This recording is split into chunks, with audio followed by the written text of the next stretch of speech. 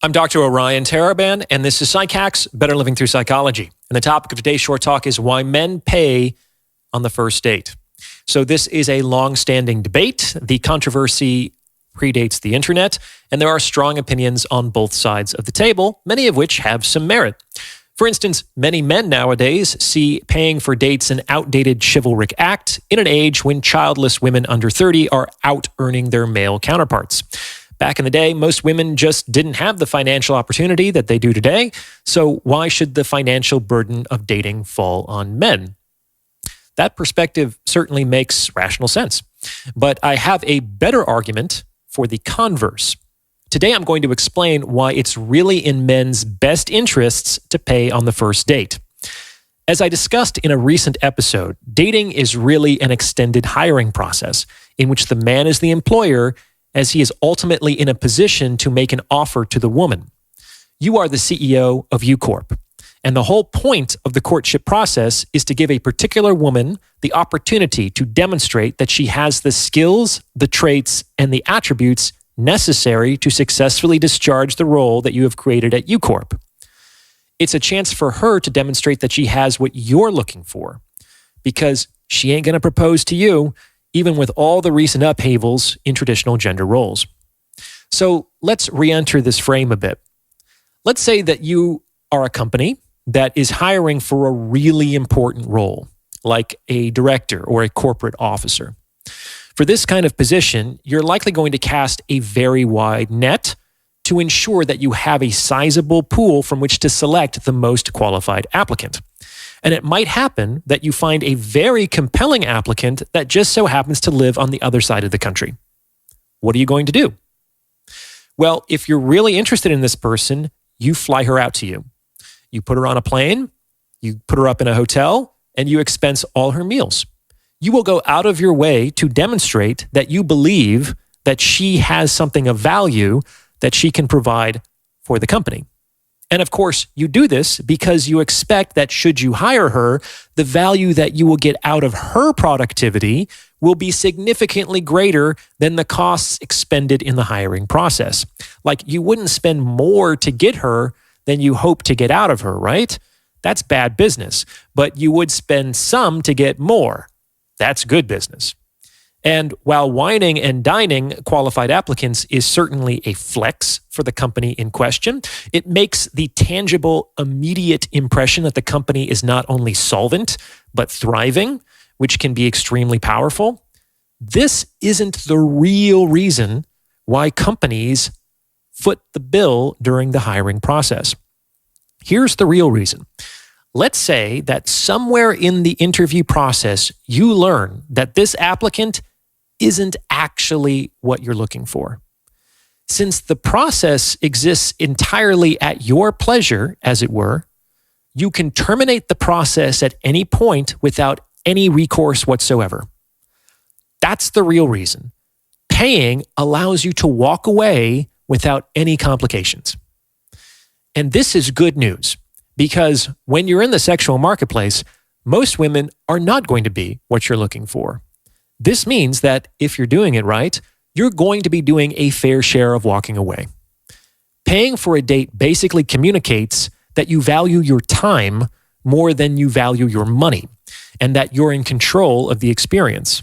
Let me tell you, gentlemen, there is absolutely no reason to continue a date with a woman that you are neither interested in nor attracted to.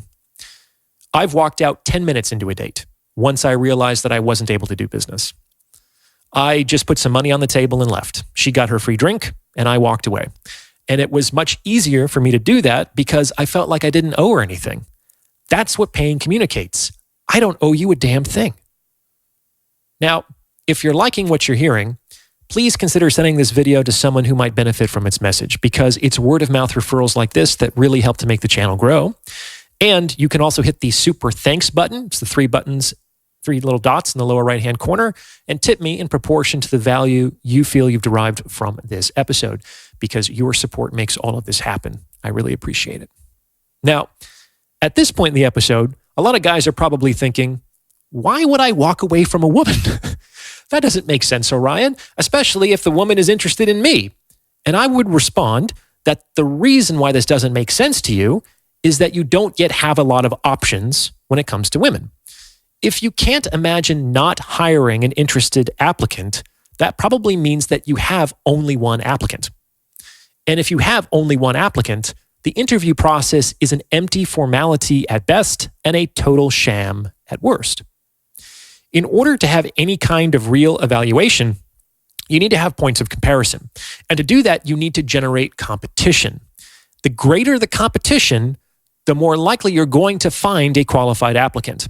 And this is because competition scares away the less qualified, as they correctly believe that they have no real chance of winning. On the other hand, competition motivates high performers, as they see it as an opportunity to demonstrate their quality.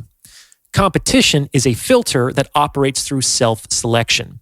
If you don't believe me, just listen to what your mind tells yourself when you decide not to approach that 9 in a bar.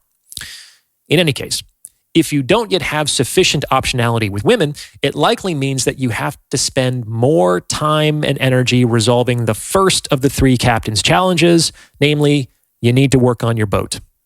A lack of optionality is the universe giving you feedback that your boat is not sufficiently constructed. Remember, in this metaphor, a seagoing vessel is an emotionally compelling lifestyle. If you're going to invite a woman into your life, you need to have something to invite her into, and that's your lifestyle. And the more emotionally compelling your lifestyle, the more qualified applicants you're going to attract. And if you do this, it will only be a matter of time before you'll have to begin turning down women simply as a practical necessity. There are only so many seats on the ship. To that end, it's generally a good idea to ensure that there is always more demand for a position at your company than there are available positions. And in the sexual marketplace, men do this by being visibly competent. If you're really good at something, make sure that you give people the opportunity to see it. The larger the crowd, the more interest you attract, creating a perpetual pipeline of potential applicants. Eventually, you won't even have to put out a notice that you're hiring. Women will send you resumes on their own. What do you think? Does this fit with your own experience? Let me know in the comments below. And if you've gotten this far, you might as well like this episode and subscribe to this channel. You may also consider becoming a channel member with perks like priority review of comments or booking a paid consultation. I also hope to be doing some more podcast appearances soon, and I'm interested in bringing more folks onto the channel as appropriate. If you think that you would like me to talk to somebody that you follow on YouTube, it's a great idea for you to reach out to them to put the idea in their head to invite me onto their podcast, especially if you're a fan. That's generally how content creators work. They listen to their fan base. It's hard to invite myself onto places. So a lot of you have been asking for that. This is how you can help make that happen. In any case, thank you for listening.